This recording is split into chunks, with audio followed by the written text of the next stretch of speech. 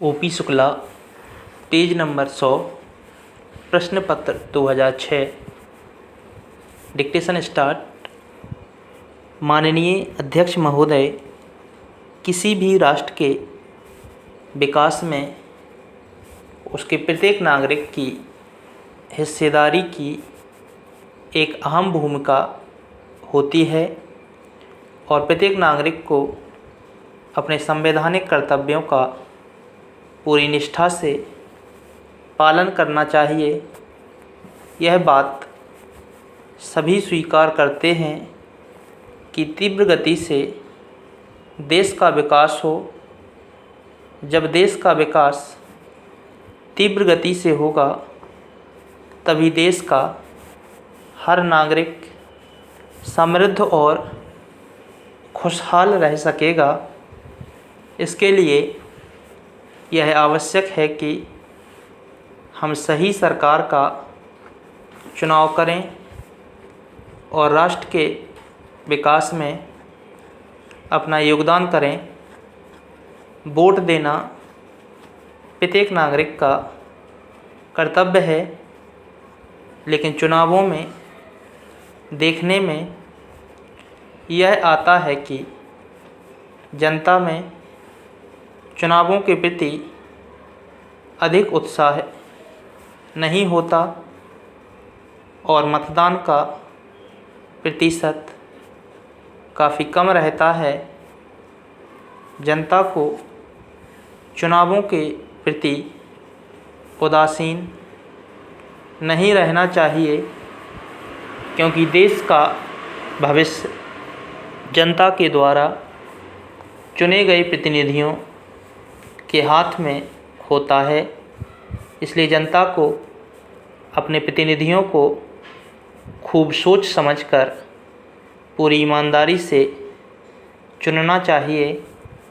जनता को यह भली भांति समझना चाहिए कि किस दल की क्या नीतियाँ और कार्यक्रम हैं और चुनाव जीतने के बाद वह दल जनता की समस्याओं को किस प्रकार से हल करेगा।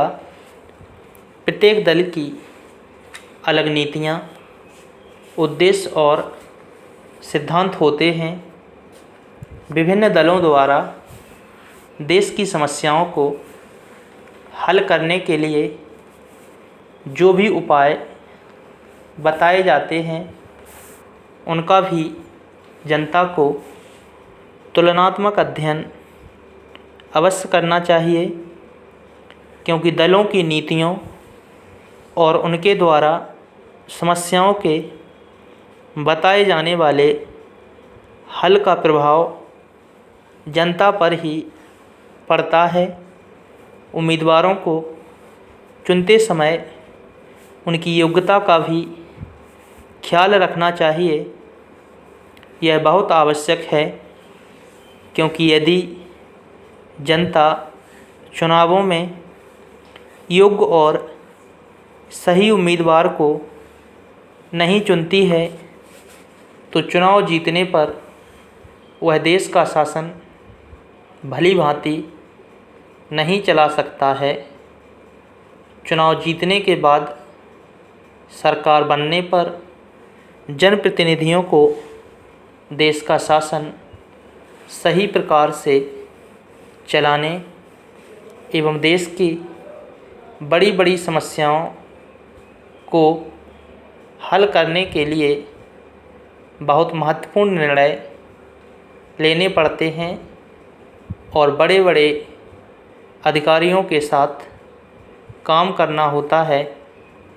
लोकसभा में जो बिल पेश होते हैं उन पर सदनों में होने वाली बहस में भाग लेना होता है तथा देश को आर्थिक नीति व अन्य नीतियाँ कैसी हों उन पर निर्णय लेने होते हैं।